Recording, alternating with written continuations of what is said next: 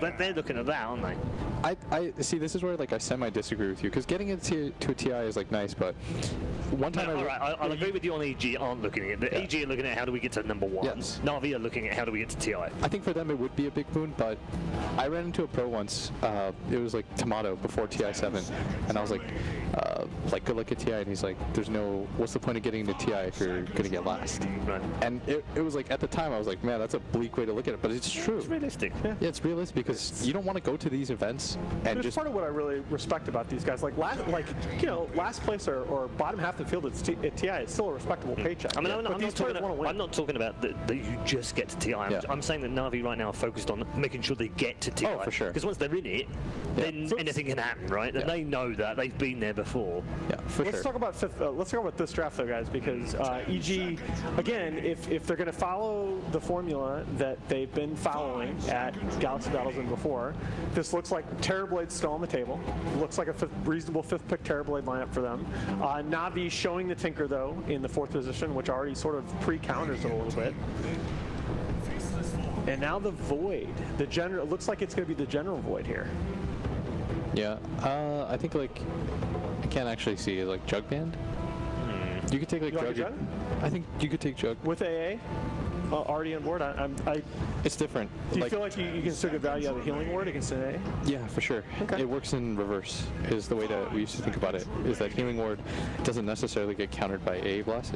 It works in the opposite, because once the burst damage is dealt, you're okay. And you want heroes that like run at AA, because AA's contribution to the team fight is that everybody else sets up and then he ice blasts. But if you're simply just running it, Navi's lineup, it's not as easy. Good call. Yeah, I like that argument. And we used to think that too. We used to think like heals get countered by AA. You can't pick heals. It's all bad, but it doesn't quite work like that, right? It means that yes, like heals are slightly diminished, but you can't be afraid of picking these heroes just solely because of that. And that's why when you go back and you see that like you have the AoE potential of the snowball, you can shards to split up the fight. As long as Jug can wait and can get the healing ward up after the ice blast is mostly he'll just chill. Yeah, he's fine. So I think this, despite the AA on paper counter picking a couple EG heroes, I think they're fine here. Okay, all right, good stuff. Thank you very much, gents. We'll get more, of course, from Will and Alan after this particular matchup. Let's see how we go into this one. It's EG versus Navi. Always a classic. Let's hope for another one. Welcome to the casting desk. Gods, joining me is Trent Pax, EG versus Navi. This is one of the more exciting, captivating games for today, I feel. Yeah, in terms of that first round matchups, I think this is the one everyone's really looking at, very excited for. We still have this new trial of Sumail in the off lane, even though they've just now played through that whole tournament of Galaxy Battles, which obviously went very well, right up until the end. Yeah. So they've got this kind of like tri-core thing going on. Everyone's a little perplexed, it seems. Everyone's loving to talk about, like, what is EG doing? They have these 3 heroes that, like, who's the off laner, who's the mid? No one really knows. But this game, it's a little more obvious, I think. Yeah, Misery is meant to come in, create some direction, order as was Bulba, and it seems like, they're more lost than ever. But EG, still, like you say, they were good up until the end, which is where they fell short in that grand finals. Navi, they've gone through a lot of trials, tribulations with this current roster, and for the most part, it's been kind of a resurgence for them. But they don't really seem to be able to get across the finish line for any of the big events they're going to. No, everyone's still just waiting. It's a slow climb for Navi, making their way back up, getting these invites right to tournaments, and trying to bring home some of those DPC points. So we'll see if maybe this will be the tournament for them. All right, well, looking at the drafts, we've got a Mag Jug, kind of classic combo. On Navi's side, you've got the kind of more big team fight, Faceless Void, AA, big ultis that they can throw there, Dendy, Tinker. Do you think... I feel like it's just maybe in terms of the ease of execution, like straight up outdrafts, I don't think anything looks too bad. In terms of like the easier game plan, I'd probably give it over to EG. I feel like maybe there's Sumail, he had some problems on the Chronosphere. Let's be obvious. In terms of like that big initiating role, that was clearly something that was going a little bit off for him. But Magnus has always traditionally been a very big hero for him. He's very used to playing it, and he has a Tusk who can kind of maybe roll in first, get a little bit of scouting, and maybe set up something a little bit better for the RPs. So I feel like he might have a bit of an easier time than working with Chronosphere, as well as like the Tinker, kind of a little bit more of a tougher thing to match up perfectly with the Ice Blast and everything. It just feels like EG have this path to victory of, oh, let's go Alta Tower with Death Prophet. And there's also this like clear counter initiator as well. If Navi going with the Chrono, the Sand King, well, drop a Warlock Rock, reset the fight a bit. Yeah. So they've got not just the Magnus, but a couple of big team fight options themselves. So We'll see how things go here. We'll be off-lane tiny pulling creep waves. I feel like we haven't seen as much of this as we initially saw on this new patch. This 707 patch was like, oh, you know, off-lane is going to have to struggle a bit again, but the pull was the answer to that for at least a little while. Oh man, that mid Tusk, man. This guy's brutal. He just shows up in your mid lane, so good right at level 1, and then what happens when he gets level 2? Then he just has Snowball as well. You know, total disaster. DP versus Tinker, not going to be a very fun time here for Dendi. So good thing that they were able to get that pull successfully at the bottom. That frees up Roger to come into the mid lane, and we get ourselves that little 2v2 action. Yeah. Tusk in some ways looked like, based on the Galaxy, I was like, this could be the hero of the tournament as far as the 4 position goes, and definitely something we'll see EG for sure picking a lot. Oh yeah, crit saves I think just outplayed everyone. Again, all the Tusks that I saw, I thought his snowball saves just stood above everyone else. Like unbelievable plays he was getting. He's so good at spotting that creep or some sort of target that's within range that then he can try and save one of his cores with a snowball at that perfect moment. It was very interesting to watch him always up against like Elder Titans too, where it's like this battle of like whoever initiates first is going to lose. You know, if you start your stomp first, I'm going to get the snowball off and save everyone, that we're going to counter you, or going back the other way. But EG Tusk, yeah, certainly he can try and save one of his cores with a snowball at that perfect moment. It was very interesting to watch him always up against like Elder Titans too, where it's like this battle of like whoever initiates first is going to lose. You know, if you start your stomp first, I'm going to get the snowball off and save everyone, that we're going to counter you, or going back the other way. But EG Tusk, yeah, certainly something we'll be seeing more of. Sumail on the Magnus, unlike the Navi offlane, does not need a full creep wave. Void AA, not the scariest of dual lanes that really pose that much of a kill threat for him, at least initially. Yeah, and Sand King's going to be very visible, like in terms of the minimap. He's going to be in the mid lane, he's running down that bottom lane, not too much attention up top, so you don't have to worry too much about any sort of like a tri-gank or something onto your hero on the Magnus. In fact, Crit's actually up there helping him to try and secure the boundary room, but Snake actually still gets it. He might even beat him to the next one. If there's a skewer, he's just dead here because he can't TP away. And yeah, it looks like they will get a first blood, most likely. So Nico accepts his fate. One more right click. Sumail securing the last hit there. That's first blood. Often you see these like supports going for bounty runes and suddenly surrounded by a couple roamers. Yeah. Goodbye. I think he knew he was dead. He was just hoping he could maybe beat you to the bounty room, but well played there. Block him off. So first blood heading their way. Easy start for EG. Not done. They're immediately coming mid. Crit taking the haste rune up top. Don't even think he needed the haste rune necessarily. Will bring down Dendi. And that is the early game power of the Tusk. You get level 2, Orb of Venom, Snowball, Ice Shards. You've got a stun that initiates, you've got a pseudo fissure that blocks people, and it's so easy to find those early kills. And that's certainly one issue with the Na'Vi draft as well. In terms of like that early power and pressure and everything, they don't really have that at all. It's kind of all on the Tiny. Maybe he can make some plays happen, get some combos going on someone, but Tinker and Void are going to need a little bit of time to warm up here. Not done there. Coming bottom now, General gets some help from the Sand King with a nice 2-man stun here, but the Ice Shots just last so long, he's still blocked in and will pay for it with his life. TC picking up that kill, and Sumail top. Oh. Well, we caught the end of it, and the end was what mattered. It was a first hit bash as he goes for a TP out. I'm not going to be too happy about that one. He's been doing fairly well up there, though. Actually, only 4 last hits. I thought maybe he'd have a little bit more. But his experience is kind of okay. He's gotten over level 3. He's been active around the waves, just constant harass of the AA, kind of keeping them down. And now Sand King managed to work his way up into the Tranquils, though, so he can be a little bit more active across the map. Perhaps surprising someone in either that bottom or mid lane. Crit again getting active definitely feels like the player to watch here, as he's been all over the map. Top lane first blood, kill on mid, then a kill on bottom. Now he's back mid. Well, gets scouted by Roger. This feels like the most important thing for Roger right now is try and track the Tusk around the map. You're not going to necessarily kill him, but stop him getting runes. Take this invis. Last time we got a haste, he found a kill on mid. And also just keep Dendi protected by giving him the information that he needs about the Tusk's whereabouts. And it's hard to find a forward that can kind of match Tusk in that sense too. You know, a lot of teams were going towards Clockwork as someone who can kind of like 1v1 him or something, but then Tusk can always just like snowball and dodge so much of the damage in the battery saw, and it never really feels like you can just kill this guy. He just kind of roams around, and you hope to just kind of drive him back into the woods or something away from your more important cores. Mid lane, Roger with this invis rune still lingering. He's thinking about a kill, but unfortunately Death Prophet, one of those much harder to kill than most heroes. Sneaker showing up. They're going to get the cold feet into a 5 Pyro Strike, but he's already got 1 Spirit Siphon out. Will he get another? And it looks like he should be okay here with the Tusk coming in. Going to get the Snowball. Still on the run though. Fear may need to get some additional body block, but there it is. Crit with the Ice Shards on 2. Turned around perfectly. Crit. 1 or 2 more right clicks will finish him off, but he's done his job. He got a kill for Fear and turned around that gank. He almost got out of there alive too. What a hero. Tusk indeed on top of everything.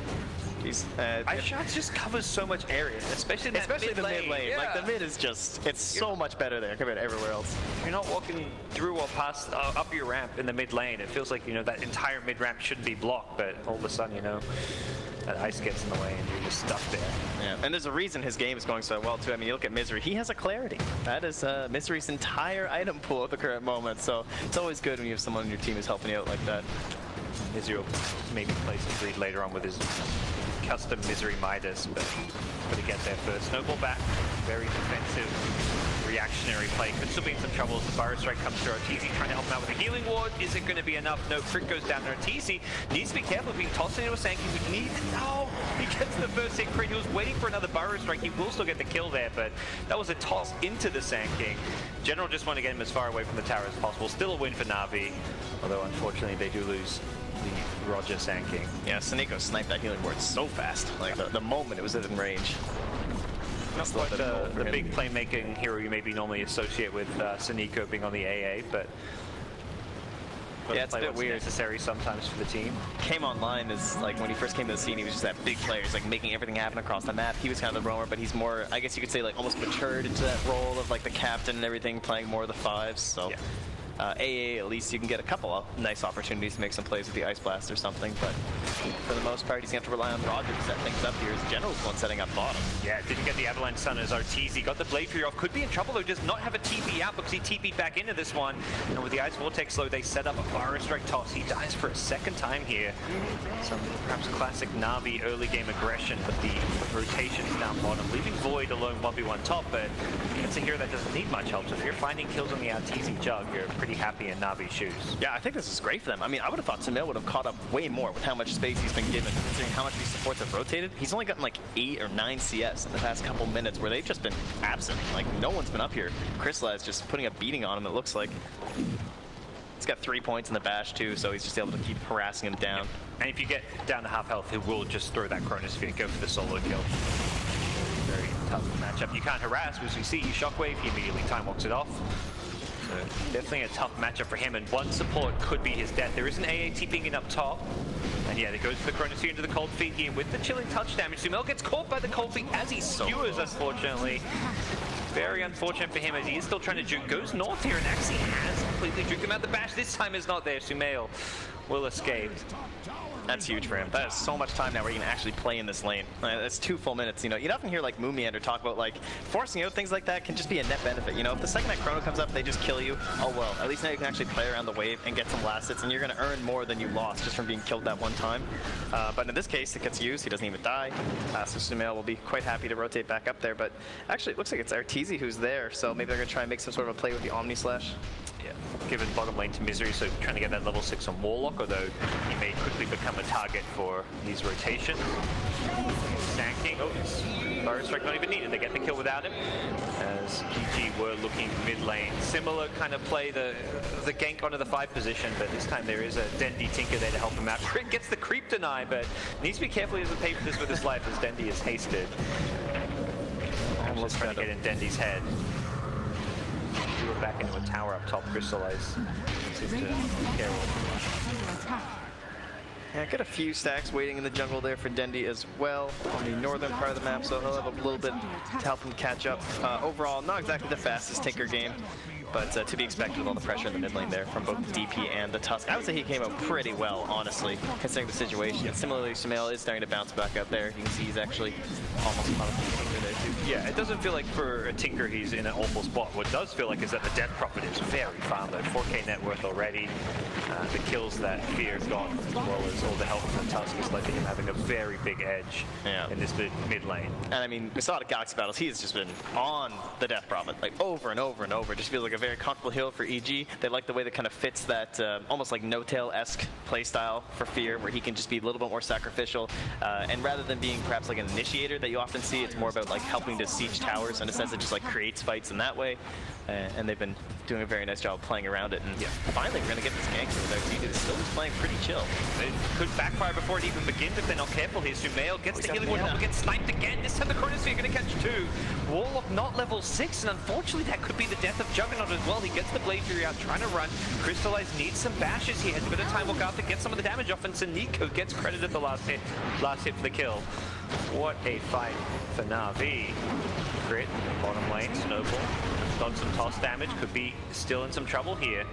But General is not going to go diving for that one in. Well, well, I say both carries. Sumail not a carry anymore, correction, but he feels like it sometimes. Yeah, definitely. 2 cores dying in the top lane with some kind of over-aggression from EG. It's very rare to see a 10-minute chrono go that well. That's pretty much the dream, being able to wipe out 2 guys like that. And, oh, crit. Okay, it'll be fine. Baiting hard. General guessed wrong with the avalanche, and now may pay for this with his life. The toss over from Crit into a neutral camp is not okay. It will get him killed, but not the way he was hoping for, as he perhaps wanted to throw the Juggernaut away. But he has been such a lurker on those tusks, man. He just doesn't leave a team fight. You know, he's at 10% HP, doesn't matter. He still hangs around near the edges, tries to set up plays, and just like that with the snowball. Very nicely done.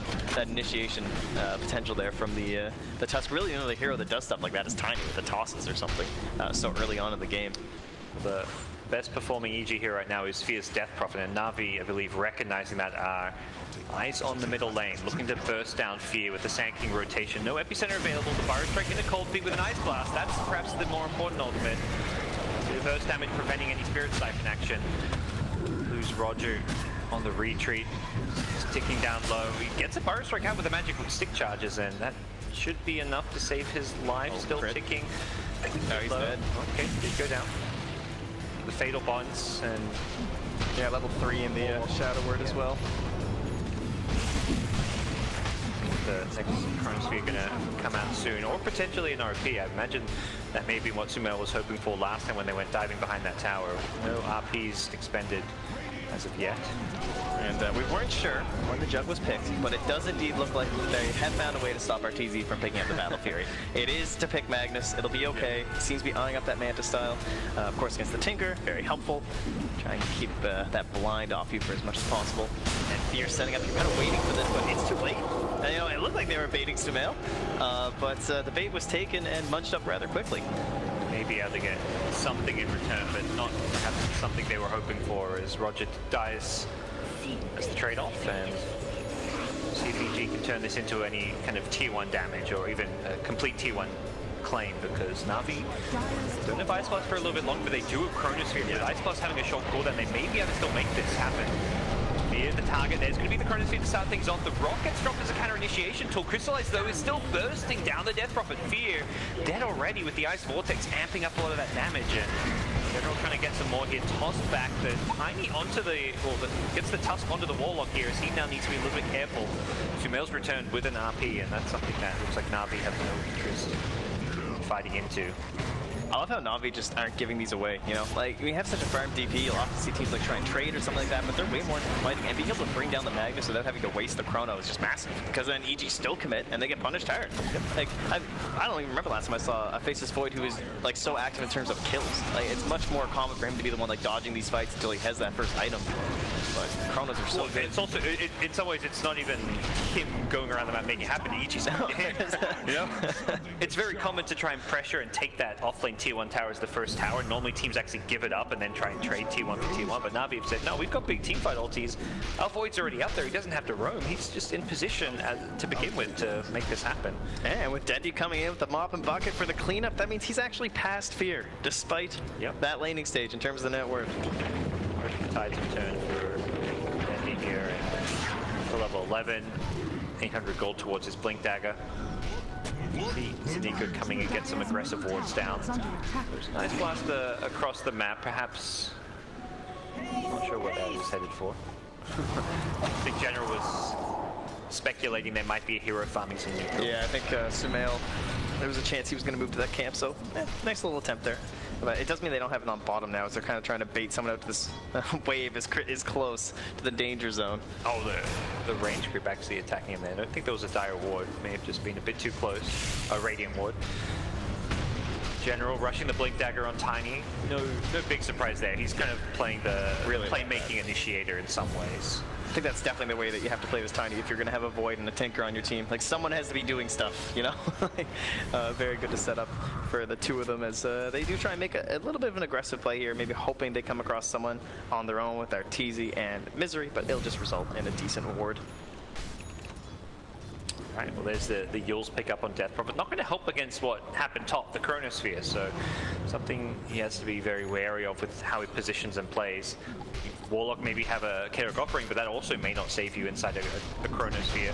The burst potential from AA and Tinker is such that the Void doesn't even need to necessarily do right-click damage. No, not a very valuable Yules game here, honestly. Not sure what else you get. But no, exactly. That's the problem with DP, I guess you could say.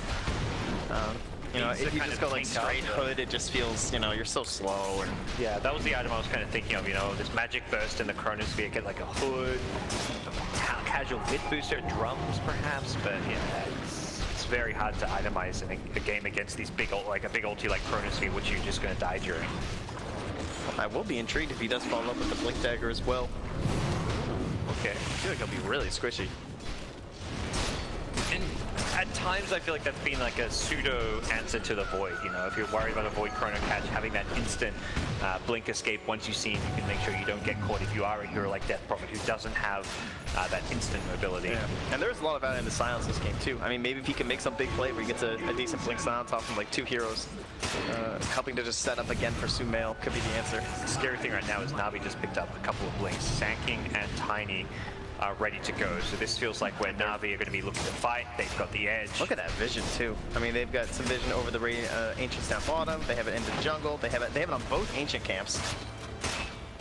Only blocking out one of them actually too. Yeah, they see everything the EG are up to. Still have to show some respect towards the big team fight of the Warlock and the Magnus, but pickoffs perhaps more what Na'Vi will be eyeing, as they aren't grouping up as 5 or anything. I've got a couple heroes top, a couple bottom, and still farming Dandy's Tinker in the mid lane. Maybe even waiting for that third Blink Dagger for Tinker to be kind of at his peak effectiveness in a gank teamfight scenario. You really do need that mobility. Yeah, I would say it's EG who have kind of that pressure on them to maybe do something. Like, you just have this ultimate sitting there from DP. You kind of want to go and like throw it on a tower. They're the ones who kind of have that pressure. So if you just need to lean back for a couple items on the side of Na'Vi, I'd say go for it. This wave down bottom has been pushed for like 10 minutes straight. They just cannot get this thing off the tower. Yeah, and it's one of those things where if you try and have a hero push it out, they're so exposed down there, because Na'Vi have been sitting around there. Oh, going for the Ancient is easy. Gets caught by the Ice Blast and the Shatter Effect on him. That ain't going to do too much. Absolutely for a counterplay is EG, as they are going to go snowballing forward, trying to get Sphere into it. Has to silence the Chronosphere is there. Oh, this set up everything up perfectly. Oh, it's a disaster for EG. They get lined up, taken out. Crystailize even gets a time walk away. Does end up dying still, but they can bring down Fear. Fear's already gotten one kill for himself. May find a second as General's dead as well. This Death Prophet, level 2 ultimate, proving to be a bit too much to deal with, and I don't think Roger wants to go in for round 3. Sphere has knocked out 2 Na'Vi players already. What a Chronosphere coming out from the Void. I'm surprised that evened out so much, but with the fact that they're down a little bit and the double core kills from the side Na'Vi, so excellent cleanup from Fear. Definitely saved that one. That was a snowball into a chrono. I've seen a lot that snowball has gone into. I don't know if I've ever seen a Void bait 3 people from a snowball into a chrono. It's definitely very much like the game plan for EG. You know, he waited to unleash that snowball until Fear got inside, perhaps hoping for a quick silence, but he just preemptively chronos it, which was the perfect call from Crystailize. And there is the Blink Dagger as well here from Fear. So yeah, BKB certainly going to help if he can manage to get that next, but it's a question like how much can he get done with just these 2 items? What can he really set up for? Just, again, it feels like it's that pressure on Sumail, but if he finally has Blink, okay, he just has to go for his 6, so it'll be time for him to actually get into this game, because it's not felt like it's been much of a factor. 1-4-0. Somebody needs to take Bulba off his keyboard. Sorry, Bubba. That was too far. Not allowed to bring up that Magnus game. We've deleted that from memory. Well, as it stands, Na'Vi smoking up. These blink daggers could be the could play Fury dodge from RTZ. Doesn't get caught by the avalanche. They could still go for this one. The blink Burrow Strike is available. Do have to perhaps be wary that. I mean, both supports are mid too, so this is a little bit weird. Like both EG supports are just not there. They do not want to find any engagement. I think if Na'Vi had seen that sooner, had the vision in that area, they may have gone for that blink Burrow Strike. No harm, no foul, as Na'Vi will just use the time to farm and keep these lanes pushed out. This bottom tier 2 feels like it's going to inevitably die in the next like 5-10 minutes if it just keeps getting chipped at by creep waves. Crystailize is just pushing it out, farming the neutrals. He is maintaining a pretty good progression towards the late game here. It is still pretty even when you look at kind of the net worth of some of these top farming heroes. Jug #1, Tinker kind of comparing, Death Prophet and Void similar. The offlane is where there's a big discrepancy. And the support duo, that's pretty much it. Those two together. Is that something EG are going to be able to overcome just with their lineup? Like as we go into the late game, do you feel like one of the teams has an edge? I guess probably Na'Vi, just because of Tinker, assumedly. There's that pressure of trying to catch up with the Tinker. Overall, it definitely makes it look like their split push is better. Jug doesn't have that free game, so he gets a lot up top. First him down. Doesn't get the top actually onto Artesian, so that he will survive. If he didn't catch the creep with that and hit the Ice Blast, actually got the Ice Blast damage, may have been a kill. So as long as Void's not there, he can do that. So at least they do have that going for them. But Na'Vi might like kind of start finding that target where they're always sending the Void after the Jug, and you can't just like freely split push all these lanes and everything. I would say I feel a little bit better about Na'Vi's. Because they've been executing. I thought the early game was going to be way harder, but they caught up so fast even after that mid lane. It's an issue. Those consecutive kills bottom on TC's Jug and getting Tinker caught up in that. The Chronos spot. That's the bigger thing. Now it's Chronos bottom. They go on the Jug. He had the Blade Fury, so he doesn't actually get hit by the Ice Blast damage. Still looks for the kill here. Half heat onto the Void. Can he get the time walk off? He won't get the chance with the Omni Slash finishing him off. EG turned this one around. If he is showing up with an Exorcism, so he almost had the Yules there in the AA too. EG win that fight, but only get a Void and commit a lot of ultimates. Similarly, though, Na'Vi used the Chronosphere of their own, so I think you're still okay with it being, if you're in EG shoes, although you will probably be saying we didn't really need to commit that Exorcism because we got nothing from it. Yeah, the 10-minute bait did not pay off. They finally pushed out that wave, and they weren't able to complete the kill. So that was also while EG were taking that tower, so that was unsuccessful. The Exorcism tower was the first big. We send a blink in mid. This time around, TC will not get the Blade Fury reactions off. That wasn't even with Ice Blast. He melted. Roger setting that one up. He's going to run to Crit now as well. Run up in the air in silence. To go flying and miss. Crit holding his time for that one and unleashes the snowball. Followed up by a rock from the Warlock here. Can they get a follow-up kill? Likely to get Saniko, who's out of mana if they want to chase for it. And Sumail is keen on doing so. Block him off and the Jules catches there. Don't see it. And escape with the AA. I mean, not going to force a fight here with Chronos. He's still on cooldown.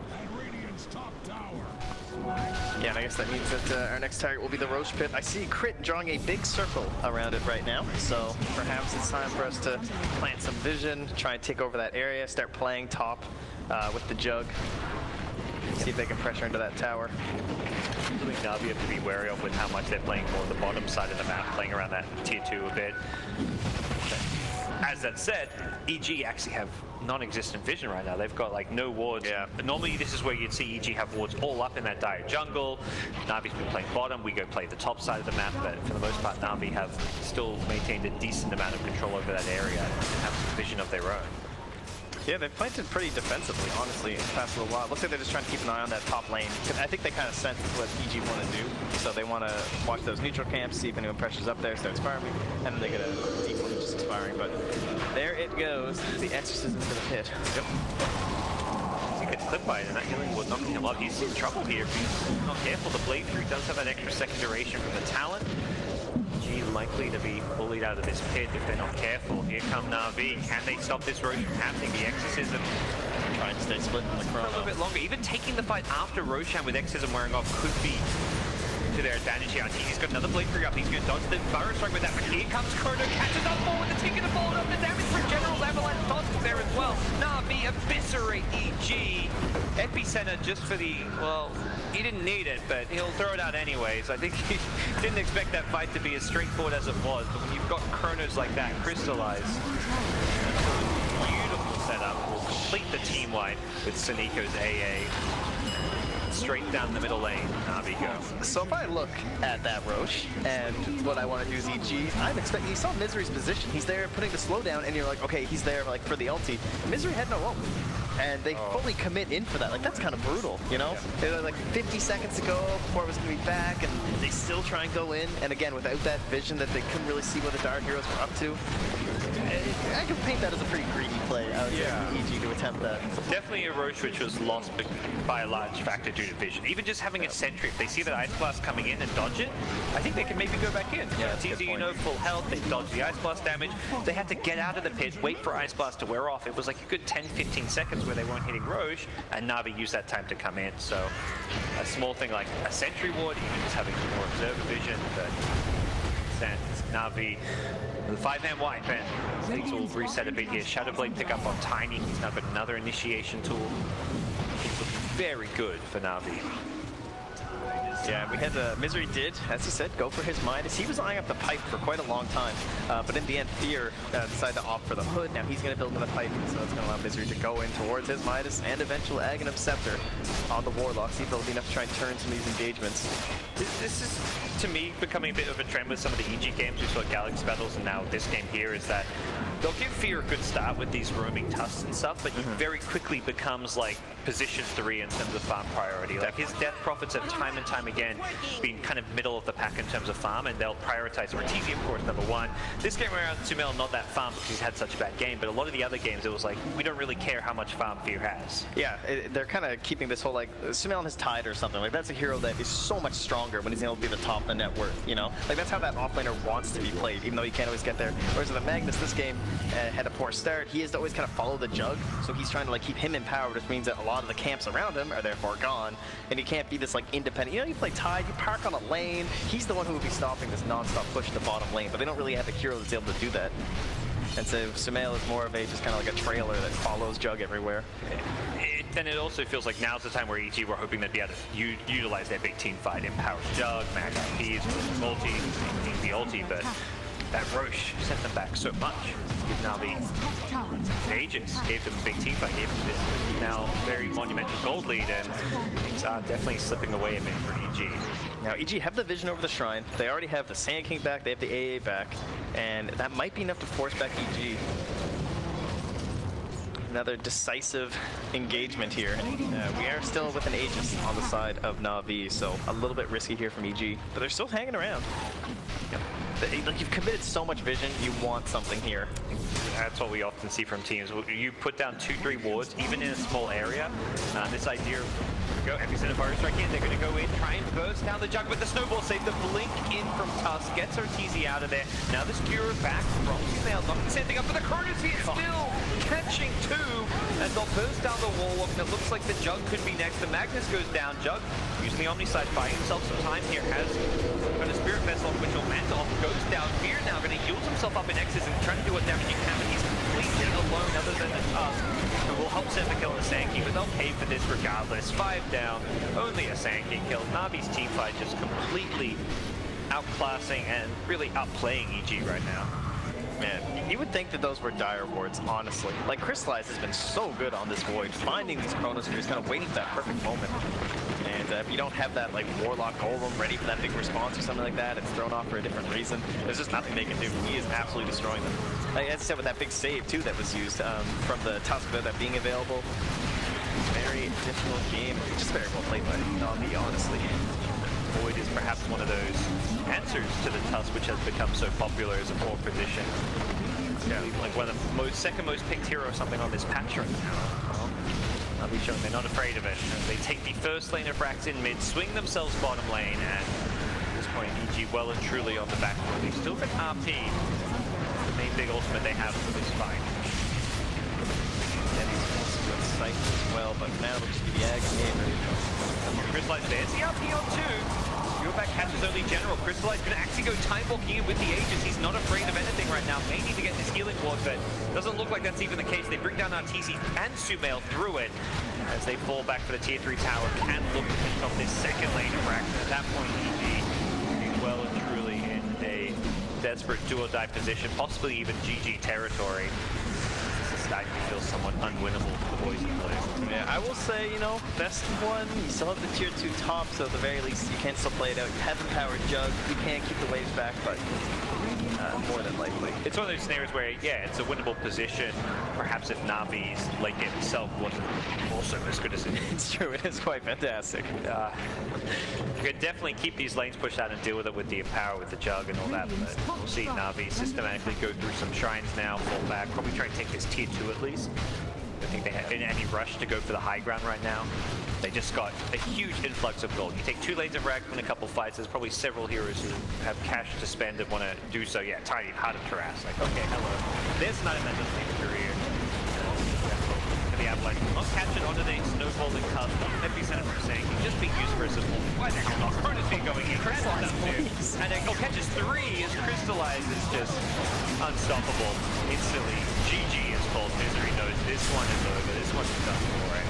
GG can be bested. The best of one. Yeah, that one was a very nice ward there from Seneko. Helping out for another great Chrono from Crystailize. Man, that Void looked real good. That's it. I mean, great against us. You can time walk out of the Ice Shard, so he has to put more of that pressure on the mid lane. He did a great job, honestly, for the full first part of the game from Crit. Can't really ask for much more from him, but the recovery from Dendi, overall just gameplay from general, he looked really solid. A lot of good initiations. Him and Roger played very well together, I thought. A lot of good toss setups from the Sand King, quick bursts, and every Ice Blast was on point. I don't think they missed one. Often, yeah, you see these A's get picked, and Ice Blast seems like it's a great